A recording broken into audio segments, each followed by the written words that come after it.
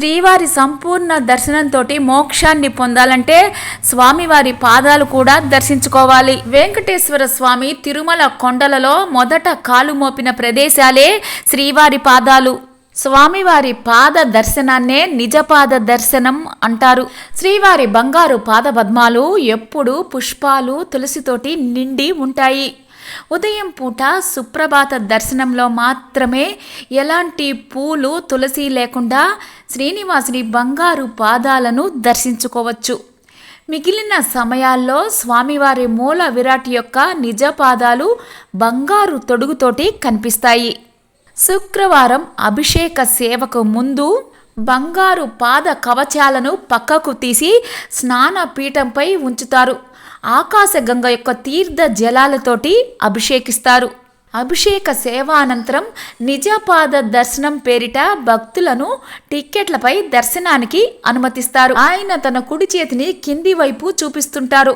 అంటే నా పాదాలే నీకు శరణు అని అర్థం. శ్రీహరిని అవమానించినవి పాదాలే. సిరి అలిగింది ఈ పాదాల వల్లే. భృగువు అహంకారాన్ని అణిచింది పాదాలే. లోక కళ్యాణం చేసింది పాదాలే.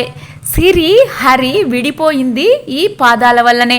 లక్ష్మీదేవిని వెతుక్కుంటూ శ్రీవారు వైకుంఠం వదిలి వెంకటాద్రి చేరిన గుర్తులు ఈ పాదాలే. 3 అడుగుల్లో ఆనంద నిలయం చేరింది ఈ పాదాలే. ఆయన వైకుంఠం వదలడానికి కారణం ఈ పాదాలే.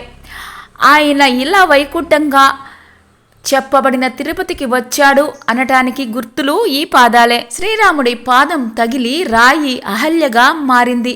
అందుకే గుహుడు నీ కాలు తగిలి రాయి ఆడది అయింది అన్నాడు. శ్రీకృష్ణ అవతారం అంతమైంది ఈ పాదాల వల్లనే. బోయివాడు ఆ పాదాలను చూసి ఏదో జంతువు అని భ్రమించి బాణం వేశాడు. ఇక వామన అవతారంలో కూడా బలి చక్రవర్తి తలను శ్రీహరి పాదాలకు అప్పగించాడు. బ్రహ్మ కడిగిన పాదాలు అవి.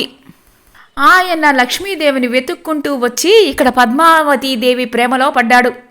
తర్వాత అమ్మవారితోటి వివాహం కావడం, తర్వాత ఇద్దరు దేవేరులకు జరిగిన గొడవలో స్వామి శిలగా మారి ఇక్కడ భక్తుల కోరికలు తీర్చుతూ కలియుగ దైవంగా వెలిశాడు.